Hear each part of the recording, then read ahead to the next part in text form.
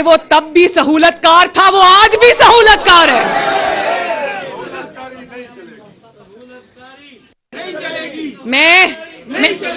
میں chief justice سے یہ کہنا چاہتی ہوں کہ آپ جانتے ہیں، آپ سمجھتے ہیں اس بات کو کہ کسی آئیڈیالوجی کے لیے، کسی نظریے کے لیے، کسی اصول کے لیے جیل جانا کتنے بڑے فخر کی بات ہے؟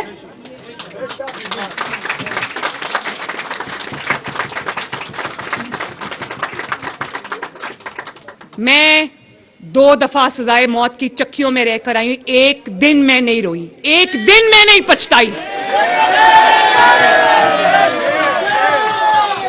کیونکہ مجھے پتا تھا کہ میرا ایک اصول ہے، میرا ایک نظریہ ہے، میرا ایک کاز ہے، میرا ایک مشن ہے اس کے لیے. اور حق کا راستہ میرے بھائیوں، میری بہنوں، حق کا راستہ کبھی آسان نہیں ہوتا.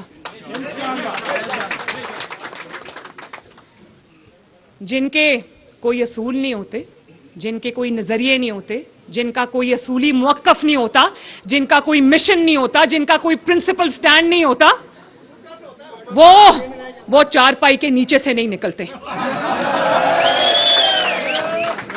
اور آپ یہ دیکھیں کہ آپ نے تانا تو دے دیا شہباز شریف سمیت ساری حکومت کو کہ کل جیل میں تھے، آج تقریریں کر رہے ہیں.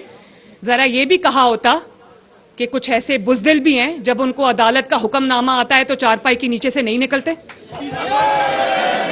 اور جب نکلتے ہیں تو وہ کالا ڈبہ پہن کے منہ پر نکلتے ہیں.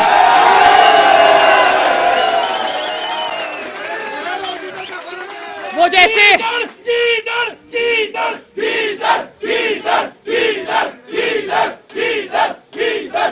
اور آپ یقین کرو کہ میں ایک سیاستدان ہوں، میرا سر شرم سے جھک جاتا ہے کہ میں ایک ایسا گیدڑ جو اپنے آپ کو لیڈر کہتا ہے، جب وہ نکلتا ہے گھر سے تو جنگلے والی گاڑی میں سوار ہو جاتا ہے، وہاں سے اتر کر منہ پہ کالا ڈبہ پہن لیتا ہے. میرے بچے کارٹونز دیکھتے تھے، وہ سپنج باب سکوئر پینٹس والا. اور یہ صحیح کہا کہ وہ آپ موٹر سائیکلز پہ دیکھتے ہیں نا ان محنتی لوگوں کو جو اپنی روزی کماتے ہیں، وہ پیزا ڈیلیوری والے، وہ جو پنک کلر کا ڈبہ ہوتا ہے یہ کالے رنگ کا ڈبہ اپنے منہ پہ پہن لیتا ہے.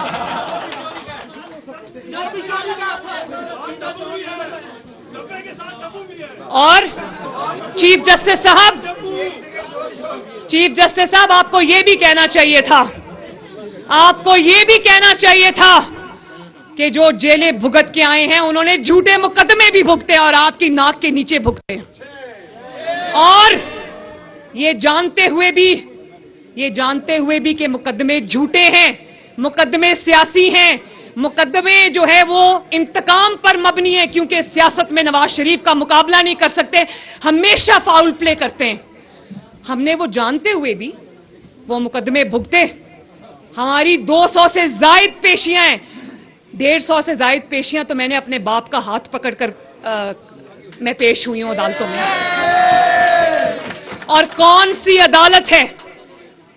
عدالت ہے جس میں مسلم لیگ نون نہیں رلتی رہی، چاہے وہ سیشن کورٹس ہوں، چاہے وہ نیب کورٹس ہوں، چاہے وہ ہائی کورٹس ہوں، چاہے وہ سپریم کورٹس ہوں. دنیا کی کوئی عدالت نہیں ہے جس میں مسلم لیگ نون کو چکر آپ نے نہیں لگوائے.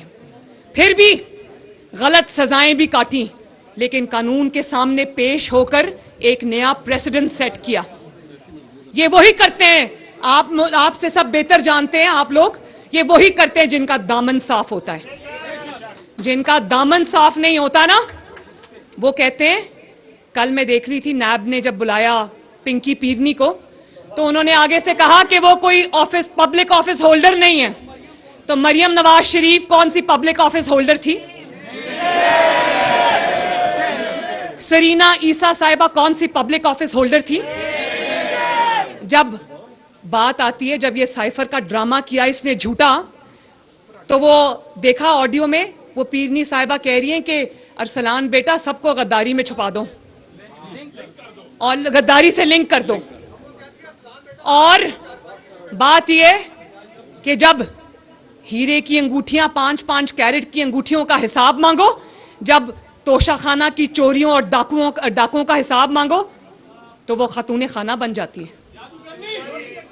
میں نے تو نہیں کہا کہ میں پبلک آفس ہولڈر ہوں.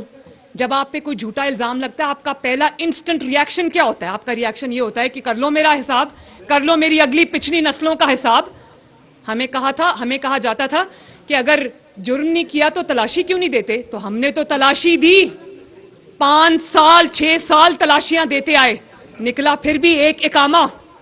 اب یہ ذرا بات ادھر بھی اپلائی کرو نا, جو جب سے مقدمات شروع ہوئے تب سے گھر سے نہیں نکلتا. اس کی وجہ ہے کیونکہ وہاں پر اقامہ کا کیس نہیں ہے, وہاں بیٹے سے تنخواہ لینے کا کیس نہیں ہے, وہاں باپ کے ساتھ کھڑے ہو کر سٹانس لینے کا کیس نہیں ہے, وہاں سارے کیسز اصل ہے. ٹیرین وائٹ جو بچی اپنی ہے اس کو ڈکلیئر نہیں کیا, پوری قوم سے جھوٹ بولا اور بار بار الیکشنز لڑے, وہ فارمز فل کیے اور اس اولاد کو ڈکلیئر نہیں کیا, قوم سے بے ڈٹائی سے جھوٹ بولا اور کئی سال سے بولتا آ رہا ہے. اور آج اس کو پتا ہے کہ کورٹ میں پیش ہو گیا تو نہ نگل سکتا ہے نہ اگل سکتا ہے. تمہاری ذاتی زندگی سے مجھے کوئی سروکار نہیں, تم اپنی ذاتی زندگی میں جو بھی کرتے ہو میں اس پہ بات نہیں کرتی, لیکن یہ جھوٹ تم نے ذاتی زندگی میں نہیں بولا, یہ جھوٹ تم نے قوم سے بولا ہے. اس کا تو حساب ہوگا. اگر ایک وزیر اعظم کو اقامہ پہ نکالا جا سکتا ہے تو دوسرے وزیر اعظم کو یا اگلے جو ایسپرنٹ ہے اس کو اتنا بڑا جھوٹ قوم سے بولنے پر نکالا نہیں جائے گا.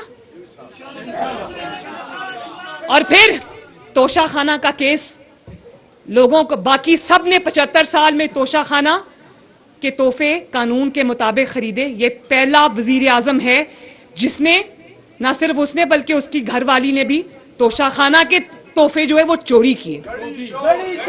اور نہ صرف ایک منٹ نہ صرف توشہ خانہ کے تحفے چوری کیے بلکہ سعودی عربیہ نے جو خانہ کعبہ والی گھڑی دی تھی اس کو جا کے دبئی میں بیچ دیا, اور اس کا پیسہ پراپرٹی ٹائکون کے جہاز میں رکھ کر فرا گوگی پاکستان لے کر آئی. وہ پیسہ کہاں گیا کوئی نہیں جانتا. اور اس کے بعد فورن فنڈنگ کیس پہ آ جاؤ. آپ سب جانتے ہو ای سی پی نے جو فیصلہ دیا اس کا ہر جو صفحہ ہے وہ ایویڈنس سے, ارریفیوٹیبل ایویڈنس سے بھرا پڑا ہے. تو اب پتا چلا ہے کہ یہ چارپائی کے نیچے سے کیوں نہیں نکلتا. ورنہ اگر جھوٹے مقدمے تھے تو 2 دن کی بات ہے. یہ تو ابھی سہولت کار عدلیہ میں بیٹھے ہوئے ہیں, اگر جھوٹے مقدمے تھے نا تو یہ عدلیہ 2 دن میں اڑا کے رکھ دیتی, کہتی جھوٹے مقدمے جاؤ عمران خان صاحب آپ بری ہو.